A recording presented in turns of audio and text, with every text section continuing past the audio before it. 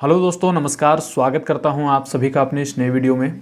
अगर आप लोग उत्पाद सिपाही की तैयारी हिंदी से करना चाहते हैं, ठीक है, यानी कि उत्पाद सिपाही में पेपर 2 में आप लोग अगर हिंदी लेना चाहते हैं तो आप लोगों के लिए ये क्लास काफ़ी इम्पॉर्टेंट होने वाला है।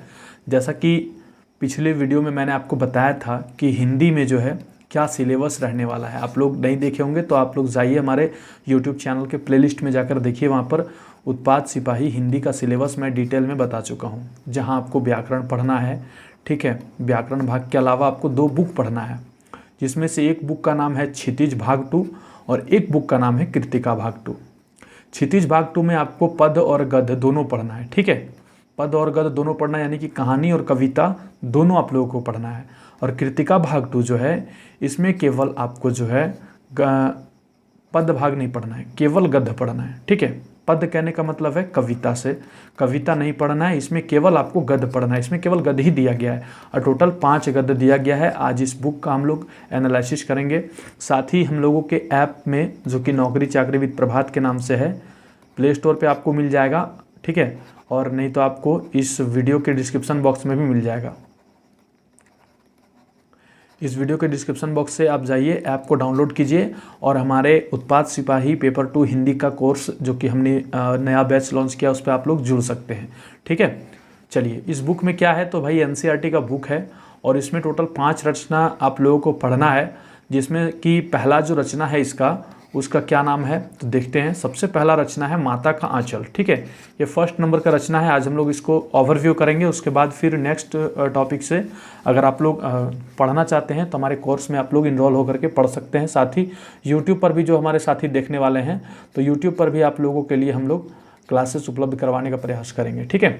माता का आंचल जो है, ये शिवपूजन सहाय इनके राइटर हैं, शिवपूजन सहाय, और राइटरों के बारे में भी पढ़ना है, यहाँ से भी एग्जाम में क्वेश्चन आता है। साथ ही जो इसके इधर उधर से जैसे किताब का फ्रंट पेज में लिखा हुआ है, ये सब लिखा हुआ है, ठीक है। ये जो इसका भूमिका दिया हुआ है ना, ये भूमिका सब भी आप लोगों को पढ़ना है। क्यों पढ़ना है? क्योंकि यहाँ से भी एग्जाम में क्वेश्चन बन जाएगा। अगर देखिए यहाँ पर लिखा हुआ है क्या कि ये जो उपन्यास है देहाती दुनिया, हिंदी का एक बहुत चर्चित उपन्यास रहा है, शिवपूजन सहाय जी के द्वारा रचित, जो कि सन 1926 में प्रकाशित हुआ था, देहाती दुनिया, और ये हिंदी का पहला आंचलिक उपन्यास माना जाता है। इसी का एक जो है भाग है, माता का आंचल जो है इसी उपन्यास से लिया गया है। तो यहाँ से एग्जाम में क्वेश्चन ऐसे भी आ जाएगा कि शिवपूजन सहाय का जन्म कब हुआ था, या फिर उनकी रचना इनमें से कौन सी नहीं है, या फिर जो माता का आंचल हम लोग पढ़ रहे हैं, इसके सर्कुलर में जितने भी प्रश्न आ सकते हैं वो सभी हम आप लोगों को पेड कोर्स में करवाएंगे, ठीक है। तो यहाँ पर देखिए, देहाती दुनिया उपन्यास है, उसी से लिया गया है माता का आंचल, जो कि 1926 में प्रकाशित हुआ था, ठीक है। अच्छा, इतना ही नहीं, यह संस्मरण शिल्प में लिखा गया है, हिंदी का पहला उपन्यास भी माना जाता है। इसको कैसे लिखा गया है? तो संस्मरण शिल्प में लिखा गया है, और इसको जो है हिंदी का पहला उपन्यास भी माना जाता है, देहाती दुनिया को, ठीक है। इसमें ग्रामीण जीवन का चित्रण ग्रामीण जनता की भाषा में किया गया है, और लेखक ने उपन्यास की भूमिका में यह संकेत दिया है कि ठेठ से ठेठ देहाती या फिर अपढ़, गंवार, निरक्षर, हलवाई और मजदूर भी बड़ी आसानी से इसे समझ सके। माता का आंचल इस प्रकार की रचना है। आत्मकथात्मक शैली में रचे गए इस उपन्यास का कथा शिल्प अत्यंत मौलिक और प्रयोगधर्मी है। आत्मकथात्मक कहने का अर्थ ये है, अभिप्राय इसका यह होता है कि आत्म मतलब होता है अपना, अपने कथा के ऊपर, अपने कथा शैली के ऊपर रचा गया जो है आत्मकथात्मक शैली कहलाता है। और इस उपन्यास का जो कथा शिल्प है वो अत्यंत मौलिक है और प्रयोगधर्मी है, ठीक है। शिशु चित्रण भोलानाथ कथानक का दृष्टिबिंदु है। कथानक कहने का मतलब है कि इस कथा में किसको केंद्रित किया गया है, किस पात्र को, या फिर किस चीज़ को केंद्रित किया गया है, तो कथानक उसी को कहा जाता है। उसका दृष्टिबिंदु मतलब मेन पात्र जो है वो भोलानाथ है, ठीक है। संकलित अंश में ग्रामीण अंचल और उसके चरित्रों का एक अनोखा चित्र जो है दिखता है। बालकों का खेल, कौतूहल, कौतूहल कहने का मतलब है कि हल्ला गुल्ला, जिसको हम लोग बोलते हैं ठेठ भाषा में, माँ की ममता, पिता का दुलार, लोकगीत आदि अनेक प्रसंग इसमें शामिल हैं। किसमें? माता के आंचल में। शहर की चकाचौंध से दूर गांव की सहजता को रचनाकार ने आत्मीयता से प्रस्तुत किया है। यहाँ जो है बाल मनोभावों का भी अभिव्यक्ति करते करते लेखक ने तत्कालीन समाज के और पारिवारिक परिवेश का भी चित्रण किया है। तो ये हम लोग माता के आंचल में जब पढ़ेंगे तो इसको और डीप में समझने का प्रयास करेंगे। दूसरा जो आपका कथा है वो है जॉर्ज पंचम की नाक, जो कि आप लोग पढ़े होंगे पहले भी। इसमें जो MCQ है वो भी हम आप लोगों को कोर्स में करवाएंगे, इसका PDF भी सब आपको देंगे, ठीक है। साथ ही इसका जो टेस्ट वगैरह होगा वो भी हम लोग आपको लेने का प्रयास करेंगे, ठीक है। तो जो लोग नहीं जुड़े हैं वो लोग जाइए, ऐप को डाउनलोड कीजिए और कोर्स में इनरोल हो जाइए। बहुत ही कम प्राइस में आप लोगों को उपलब्ध करवाने का प्रयास कर रहा हूँ, जो कि मात्र 299 रुपये है, हिंदी पेपर 2 उत्पाद सिपाही का। साथ ही आप लोग इंटर स्तरीय क्लर्क की भी तैयारी करना चाहते हैं तो उसका भी हम लोग हिंदी का कोर्स ऐप में बैच स्टार्ट कर दिए हैं, ठीक है। और 299 रुपये कोई बहुत बड़ी बात नहीं है, जिसमें आपको वीडियोज़ भी मिलेंगे, टेस्ट भी मिलेंगे, PDF भी मिलेंगे, टॉपिक वाइज टेस्ट भी मिलेंगे और मिश्रित प्रश्न उत्तर भी हम लोग करवाएंगे, ठीक है। जॉर्ज पंचम की नाक क्या कहता है, तो भाई नाक जो है हमारे समाज में बड़ा प्रतिष्ठित चीज़ है, ठीक है, बड़ा प्रतिष्ठित वस्तु है नाक। उस पर बहुत सारी मुहावराएं भी हिंदी में प्रचलित है, जैसे नाक कटना, नाक काटना, है ना। और इसी मुहावरे का अर्थ का विस्तार करते हुए यहाँ व्यंग्यात्मक प्रयोग किया गया है। और इसके लेखक जो है वो कमलेश्वर जी हैं, और कमलेश्वर जी ने जो है जॉर्ज पंचम की नाक कहानी में सारा व्यंग्य नाक शब्द पर केंद्रित करते हुए लेखक ने अंग्रेजी हुकूमतों से आज़ादी मिलने के बाद भी सत्ता से जुड़े विभिन्न प्रकार के लोगों को औपनिवेशिक दौर की मानसिकता और विदेशी आकर्षण पर गहरी चोट की है, ठीक है। और इस कथ्य में सफल यह कहानी पत्रकारिता की भी सार्थकता को रेखांकित करती है और साथ ही व्यावसायिक पत्रकारिता के विरुद्ध भी खड़ी दिखाई देती है।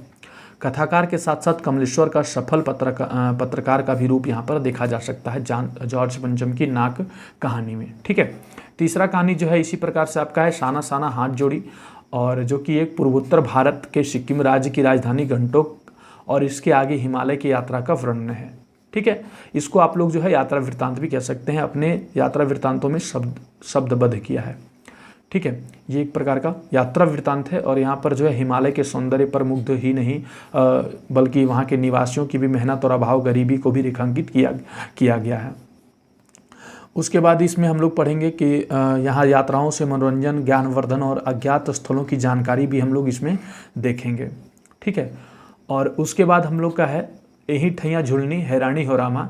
ये एक प्रकार का जो बोली होता है काशी के क्षेत्रों में, जो फक्कड़ अक्कड़ जिसको हम लोग बोलते हैं बोली बोला जाता है, वहाँ से ये प्रचलित है और उसी का भाषा में ये रचा गया है। सन 1952 में प्रकाशित शिव प्रसाद मिश्र जिनका उपनाम रुद्र भी है कि एक अनूठी माने जाने वाली कृति बहती गंगा में काशी के 200 वर्ष 1750 से लेकर के 1950 के अविच्छिन्न जीवन प्रवाह की अनेक झांकियां हैं, जिनमें से एक झांकी है यही ठैया झुलनी हैरानी हो रामा। इसका अर्थ होता है कि हे राम, इसी स्थान पर मेरी झुलनी जो है वो खो गई है। झुलनी क्या होता है, तो जैसे ये हमारा नाक है तो नाक के बीच में जो हम लोग खोरठा में बोलते हैं लुलुक जिसको बोलते हैं, तो नाक के बीच में जो पहना जाता है, दोनों नाक के छेद के बीच में जो पहना जाता है उसको हम लोग हिंदी में झुलनी बोलते हैं, ठीक है। वो खो गया है और उसी की बात की जा रही है। काशी के बेफिक्री अक्खड़ बोली बानी का अपना एक रंग है और इस रंग में विद्यार्थी को रूबरू कराने के लिए यह कहानी संकलित की गई है, ठीक है। और इस कहानी में जो है यथार्थ और आदर्श दोनों का चित्रण किया गया है। यथार्थ कहने का मतलब है जो वास्तविक जीवन हमारा है, और जो वास्तविक आदर्श जो हमारा है उसके ऊपर भी जो है चित्रण किया गया है। और दंत कथा भी इसमें भरपूर है। दंत कथा कहने का मतलब क्या है कि वैसी कहानियाँ जिसका कुछ ऐसा स्रोत नहीं मिलता है कि कहीं किसने लिखा, कौन लिखा, लेकिन वो समाज में प्रचलित है। ऐसी कहानियों को हम लोग जो है दंत कथा के रूप में परिचालित करते हैं, ठीक है। और इतिहास मानव मन की कमजोरियां और उदात्ताओं की अभिव्यक्ति है और यह सब अभिव्यक्त हुआ है, ठीक है। ये हम लोग पढ़ेंगे कि बनारस में 4-5 के समूह में गाने वाली की एक परंपरा है जो कि बोला जाता है गौनहारिणी परंपरा, ठीक है। या फिर और भी बुंदेलखंडी में जैसे हम लोग लिखते हैं अलाउद्दीन की कहानी वगैरह हम लोग पढ़ते हैं, ठीक है। अगला जो आपका रचना है मैं क्यों लिखता हूँ, और ये जो रचना है ये अज्ञेय महाराज का है, ठीक है, जो कि बहुत ही प्रचलित लेखक हैं। हिंदी में एक समय इस पर चर्चा हुई थी कि लेखक क्यों लिखता है और किसके लिए लिखता है, इसके लेखन का प्रयोजन क्या है। अज्ञेय क्या है, निबंध भी उसी बहस से जुड़ा गया है। एग्जाम में प्रश्न आपका ऐसे भी पूछ लिया जाएगा कि मैं क्यों लिखता हूँ किसकी रचना है, ये तो बहुत इंपॉर्टेंट प्रश्न है। ये अज्ञेय की रचना है, साथ ही यह किस प्रकार की रचना है, किस विधा की रचना है, तो ये आपका निबंध है, ठीक है। ये क्या है, निबंध है। अज्ञेय ने अपने इस छोटे से निबंध में यह बताया है कि रचनाकार की भीतरी व्यवस्था ही उसे लेखन के लिए मजबूर करती है और लिखकर ही रचनाकार उससे मुक्त हो पाता है।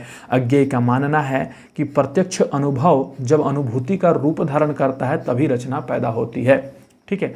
और अज्ञेय ने हिरोशिमा कविता के उदाहरण द्वारा अपनी बात को स्पष्ट की है।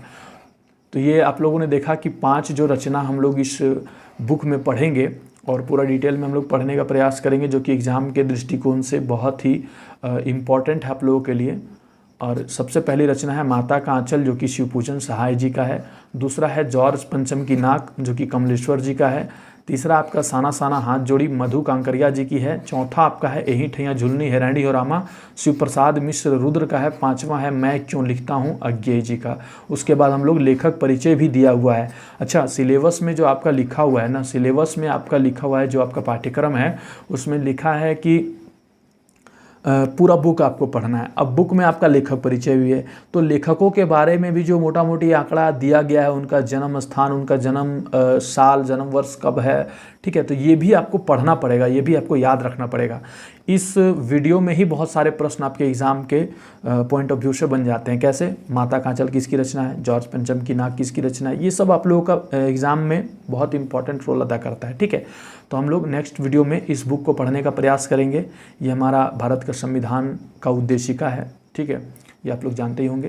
तो हम लोग इस वीडियो को यहीं पर एंड करते हैं और इसके बाद हम लोग जो है एक एक करके सारा पढ़ने का प्रयास करेंगे। आप लोग अगर अभी तक बैच में नहीं जुड़े हैं तो आप हमारे ऑनलाइन बैच में जुड़ जाएं, ठीक है, जो कि नौकरी चाकरी with Prabhat application play store पर आपको मिलेगा, वहाँ पर जाइएगा। उसको डाउनलोड करने के बाद स्टोर में जा कर के आप लोग जो है उस पर इनरोल हो सकते हैं और बैच में पढ़ाई स्टार्ट कर सकते हैं। दोस्तों, अगर आप लोग उत्पाद सिपाही या फिर इंटर स्तरीय कलर आदि की तैयारी करना चाहते हैं पेपर 2 हिंदी की, तो आप लोग हमारा ऐप जो है नौकरी चाकरी विद प्रभात जरूर डाउनलोड कीजिएगा। और वहाँ से दोनों बैच स्टार्ट हो चुका है, तो दोनों बैच में जुड़कर अपनी तैयारी को जरूर सुनिश्चित करिएगा, ठीक है। और बहुत ही कम फ़ी में, फ़ी भी बहुत ज़्यादा नहीं है, मैं सबको देखते हुए, गरीब से गरीब बच्चा को भी देखते हुए मैं फ़ी रखा हूँ, तो मिनिमम फ़ी ही है आप लोगों के लिए।